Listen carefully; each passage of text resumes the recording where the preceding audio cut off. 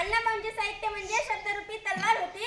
अण्णाभाऊंचे साहित्य म्हणजे शब्दरूपी तलवार होती. भल्या भल्यान घाम फोडणारी तिला धार होती. भल्या भल्यान घाम फोडणारी तिला धार होती. शासनकर्त्यास पण त्यांच्या लेखणीचा धाक होता. शासनकर्त्यास पण त्यांच्या लेखणीचा धाक होता.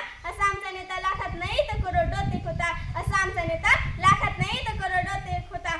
आपले विचार, कार्य, प्रतिमेतून लोककलेला प्रतिष्ठा निर्माण करून देणारे आणि वंचितांच्या व्यथा प्रभावीपणे मांडणारे थोर व्यक्तिमत्व म्हणजे लोकशाहीर अण्णाभाऊ साठे. लोकशाहीर अण्णाभाऊ साठे यांचा जन्म 1 ऑगस्ट 1920 रोजी सांगली जिल्ह्यातील वाटेगाव या गावी झाला.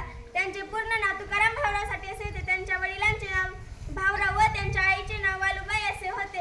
गरिबी व भेदभावामुळे त्यांना शिक्षण घेता आले नाही. ते वडिलांबरोबर मुंबईत आले. मुंबईत आल्यावर त्यांनी मिळेल ते काम केले. त्यांना जगण्यासाठी खूप संघर्ष करावा लागला, पण ते खचले नाहीत. नैराश्य तर तलवारीवर साठलेल्या धुळीसारखे असते. नैराश्य तर तलवारीवर साठलेल्या धुळीसारखे असते. तलवार झटकली, धूळ झटकली की तलवार पुन्हा धारदार बनते, अशी त्यांची विचारसरणी.